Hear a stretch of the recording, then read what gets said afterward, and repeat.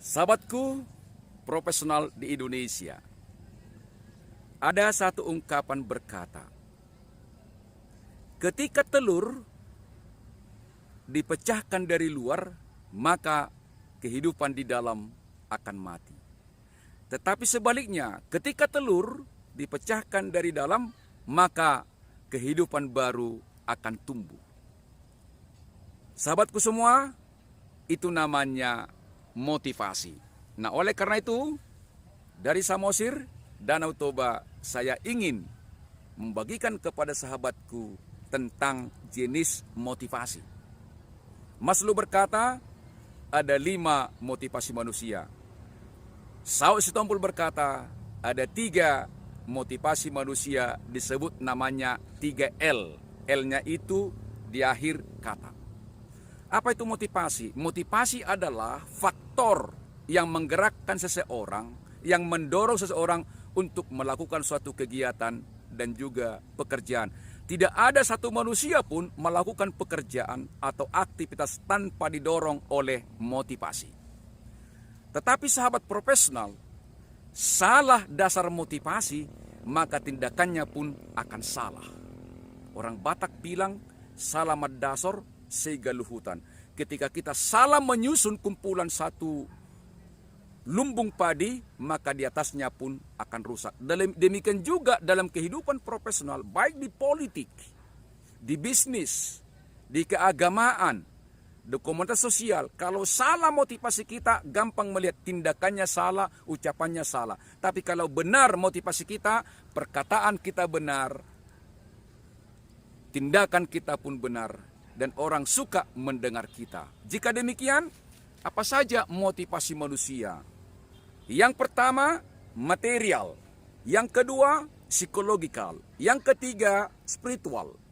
Apa tanda-tandanya orang ketika motivasi utama bekerja, motivasi utama berbisnis, motivasi utama berpolitik, termasuk juga pilkada ini, termasuk juga komunitas lainnya. Yang pertama cirinya, kalau motivasinya material, yang menggerakkan dia bekerja, berpolitik, berbisnis adalah duit. Seluruh kegiatan butuh duit, tetapi bukan duit menjadi tujuan.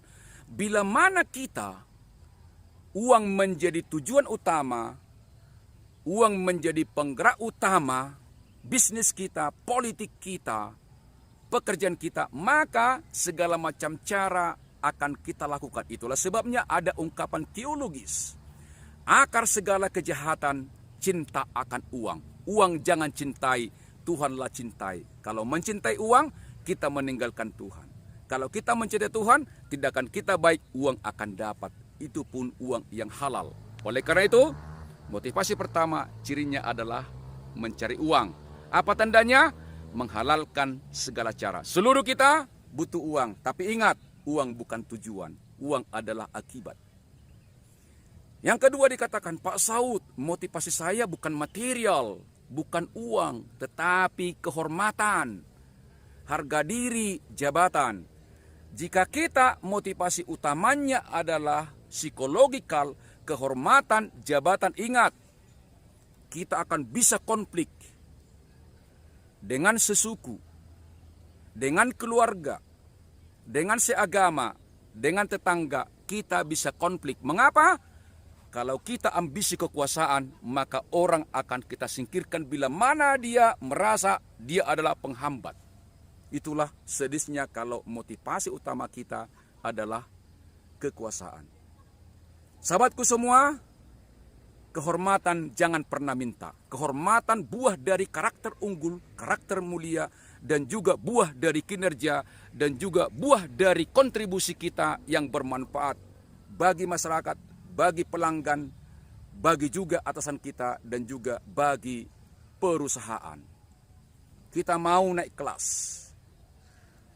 Kita dahulukan bukan material, bukan psikologikal, kita dahulukan namanya spiritual. Apa itu? Kalau spiritual dari kata spirit, berarti sifat ketuhanan, nilai-nilai ketuhanan yang menggerakkan cara kita berpolitik, berbisnis, dan juga bekerja. Artinya apa? Maknai politik itu, maknai bisnis itu, maknai pekerjaan itu, maknai kegiatan sosial itu adalah ibadah untuk Sang Pencipta, untuk memuliakannya. Bila mana kita dahulukan ibadah dan memuliakan Tuhan, pertama, kita akan mengembangkan kompetensi kita menjadi kompetensi yang paling optimal. Yang kedua, cara kerja kita, etos kerja kita, karakter kita pun akan unggul. Kalau kita menguasai pekerjaan kita, etos kerja kita unggul, karakter kita mulia, maka kita akan memberikan kontribusi yang sangat excellence, yang sangat sempurna. Maka ketika kita dahulukan kompetensi unggul, kompetensi optimal, karakter mulia, kontribusi yang sangat berkualitas, maka kita akan dihargai dengan uang.